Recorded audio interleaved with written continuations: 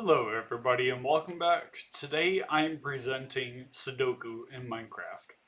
This is fully functional and it has a playable game, of course, and it has actual generation. It's not fully generative, but it is semi-generative in the sense that it has a 90 game storage, and that's in the yellow. It's fully random. And then it will push the host games into the pink, magenta, and purple lines, and those actually swap the horizontal lines, making a brand new game.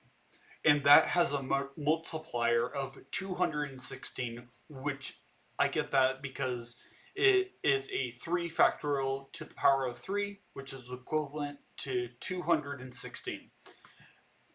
If the blue line worked, then it would be an additional modifier of the same rate, but sadly that did not work. It would make this game be able to host over 4 million games, but we ran out of time, so we just deactivated it.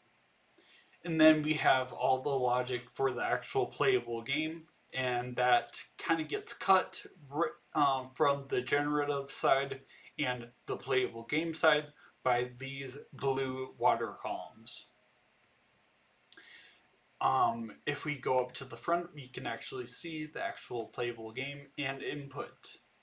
Right here, the game works by first inputting the quadrant, which there are 9 quadrants. 1, 2, 3, 4, 5, 6, 7, 8, 9.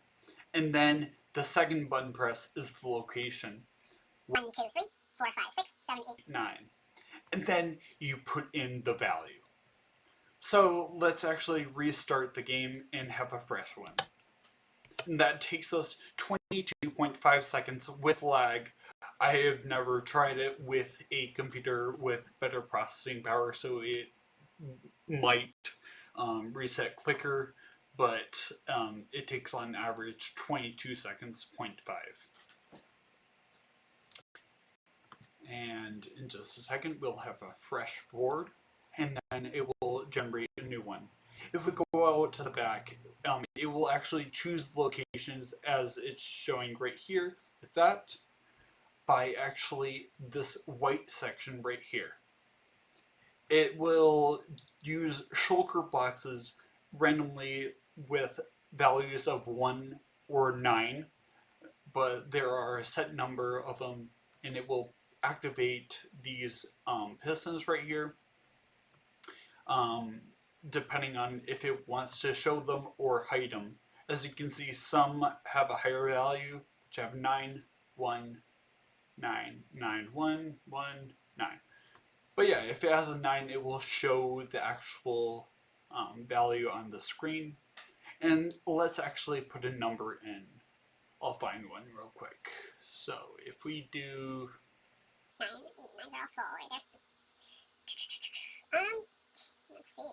1. Oh, this one has to be a 1, because if you go up here, this cannot be a 1. So this one has to be a 1. So we input it by actually doing the quadrant first, which would be 3, because that is 3, and then the location, which that is 2, and then the value of 1. If I step back, you will see that it will show the value of 1. This is real time with no tick increases at all. And if we go down here, we'll see the brown and cyan and light blue lines. The value gets inputted from this orange line over here into here, which actually turns the quadrant and location into coordinates. Then it will bring it up into this, which is actually the X value, or the X location.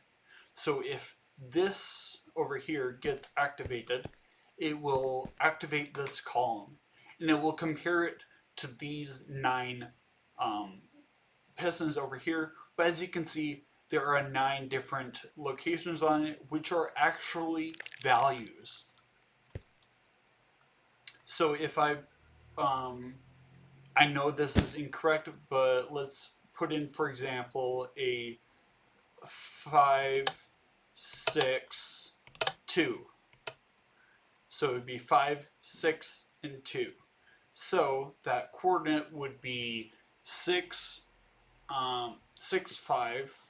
So we've got 5 for the y value, and then 6 for the x value.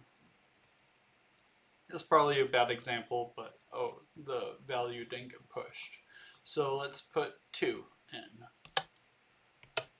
There we go.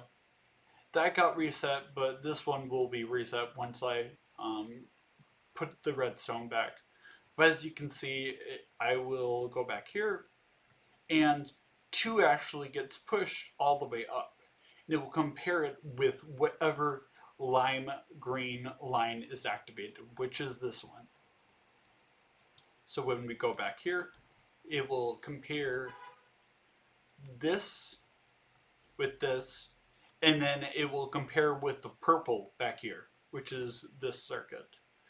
But the correct value is whatever the orange value is. So the correct answer is 6. So it will not reveal anything because the answer is incorrect.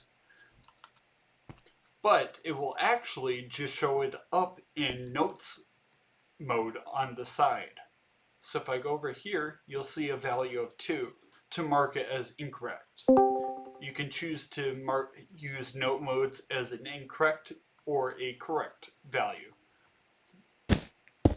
So if I do that, the entire circuit back here will reset, and you can actually press notes mode to show what you think the value will be, to give yourself a hint on how to solve the Sudoku. Anyways, this was built by me, Dr. Train, RetroBoyDaan, and OhOhOwen. The game has 65,610 possible games held here, and once again, it takes 22.5 seconds to generate. Anyways, I hope you guys enjoy, and I'll see you guys for the Redstone Awards.